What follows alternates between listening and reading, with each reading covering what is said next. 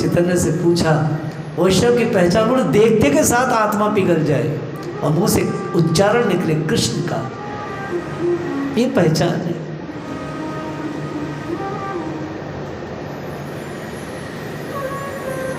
वामन भगवान का पूजन हुआ। इस कथा को सुन के पितृ तरते हैं,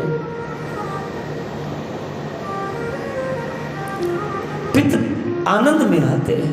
क्यों आते हैं आनंद में? देखिए लॉजिक फिर कल भी दिया है, आज भी दे रहे हैं। कल भी श्री कृष्ण माने नरसिंह भगवान ने पितरों के लिए कहा है। आपने याद आ गया ना कि मैं 21 कुल-एक-तार दी तेरी, और आज भी साक्षात श्री कृष्ण ही वामन रूप में आए हैं, और आज अभी के अभी वो बलि से कुछ कहने वाले हैं, उसे सुनना। बस ये दो ही चीज़ें हैं भगवान ने स्वयं कहा। तो जब भगवान कौन है? प्रमाणिक आदि पुरुष हैं। जब प्रमाणिक आदि पुरुष अपने मुख से कह रहा है पितरों के लिए, तो जब विचार करें पितर क्यों नहीं तरेंगे। ये दो जगह दोनों भगवान, दोनों चीजें भगवान ने बोली। और किससे बोल रहे हैं? उसी वंश से। एक ही वंश है सब, अभी एक ही वंश चल रहा है।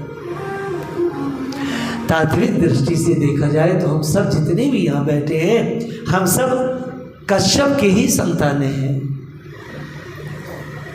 हमारे अलग अलग ब्रांचेस हैं। कश्यप के ही वैश्य हैं, कश्यप के ही ब्राह्मण हैं, कश्यप के ही शूद्र हैं, कश्यप के ही नाग हैं, कश्यप के ही वनस्पतियां हैं, पेड़ पौधे कीट पतंग सब कश्यप के हैं।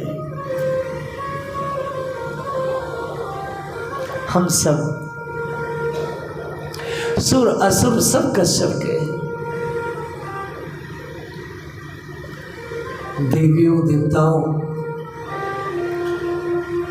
बलि जी ने कहा महाराज आप जल्दी बताइए क्या लेना है, मुझे ऐसा लगता है कुछ आप चाहते हैं। बलि जी ने कहा महाराज आपने सच पहचाना, मेरी कोई इच्छा है। महाराज आज मैं किसी के बरामदे में भजन कर रहा था, गायत्री कर रहा था, तो उस व्यक्ति ने मुझे हटा दिया, चलो बाबा जी कहीं और जाके भजन करो, कुछ और करना है। महाराज इच्छा तो है, जल्दी बताओ, मैं बलि हूँ। संसार जानता है एक बार दान मांगने के बाद फिर उसे कभी दान नहीं मांगना पड़ता। मेरे दादाजी ने मुझे वैष्णवी भक्ति दी थी। महाराज मैं बलि, मैं प्रहलाद जी का पोता हूँ। उन्होंने गोदी में बिठा करके मुझे हरिनाम दीक्षा दिया था। महाराज महाराज ठाकुर जी का नाम लेता हूँ, असुर जाति का, त्रिलोकी का राजा हूँ, मगर महाराज मैं वैष्णवों की, भक्तों की, ब्राह्मणों का सम्मान करता हूँ। शीघ्र बताइए कि क्या चाहिए। कहते राजन कुछ नहीं, बस 3 पग भूमि दे दो, 3 पग। बलि हंसने लगे, बलि हंसने लगे। महाराज आप छोटे हैं तो बुद्धि भी आपकी, अभी मुझे लगता है ब्रह्मचर्य धारण नया नया किया है, गुरुकुल से नए नए निकले हो। पुराने अगर दक्ष पंडित होते तो अच्छे से मांगते, अभी कुछ ठीक ठाक मांगना भी नहीं आता आपसे। 3 पग से क्या मतलब? बोले राजन बस छोटी सी कुटी बन जाए बस बहुत है, बड़ी कुटी के चक्कर में ज़्यादा चेला चाली आएंगे, कमरे बनाने पड़ेंगे बड़े बड़े, फिर उसकी मेंटेनेंस, फिर ये फिर वो, मैं चक्कर में नहीं पड़ता, मैं बहुत संतोषी हूँ। ठीक है, मगर मैं इसे देने में असमर्थ हूँ, आप कुछ सोच लो, कुछ मैं ज़्यादा देना चाहता हूँ। अब यहाँ पर वामन भगवान ने कहना शुरू किया, राजन क्यों नहीं, क्यों नहीं? आपके समस्त पितृ सबके सब ऐसे ही थे।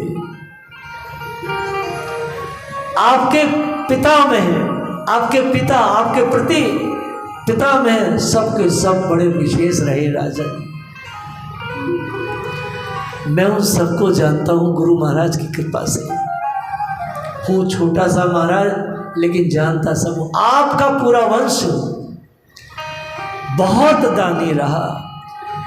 राजन, मुझे याद है आपके पिता ने इस समस्त त्रिलोकी के राज को ब्राह्मणों को दान दे दिया था। आपके पिता विरोचन, मुझे पता है।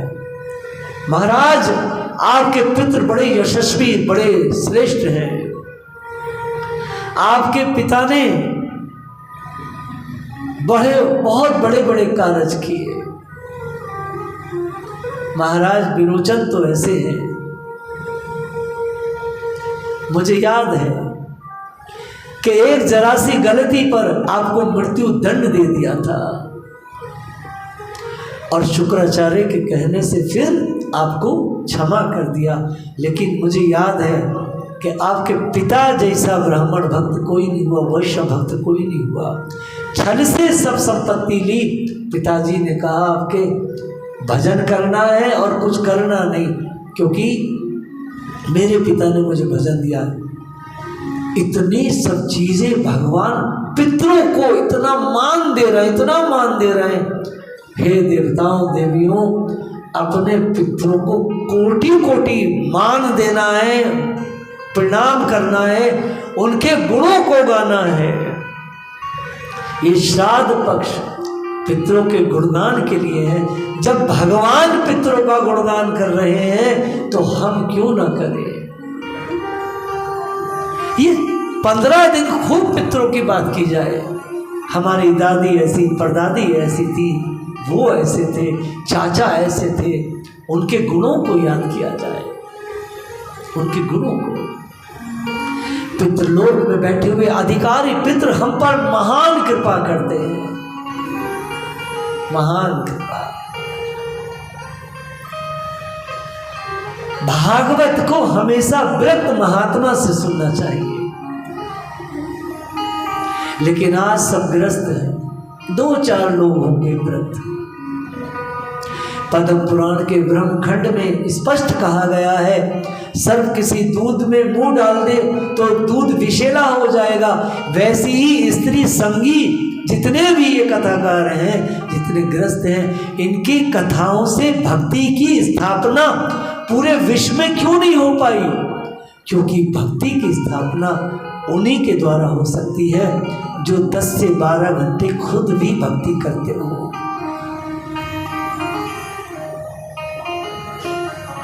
प्राचीन काल में ऋषि मुनि संतों को बुलाया जाता था, अमुक महात्मा आकर के भगवान का गुणगान करेंगे। आप विचार करें कि भागवत को किसने नष्ट किया? हम सब पैसे वालों ने। इदरीस ने, मोहम्मद ने, कामिल ने, नफीस ने नहीं किया, हम सनातनियों ने किया है, उसको नष्ट ही कर दिया।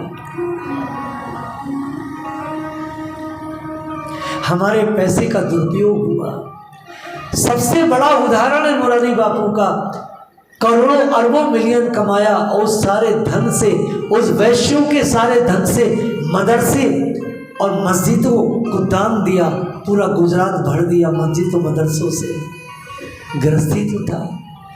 आप विचार करो, महात्मा मर गए थे, हमने महात्माओं को हाशिए पे डाल दिया, खत्म कर दिया।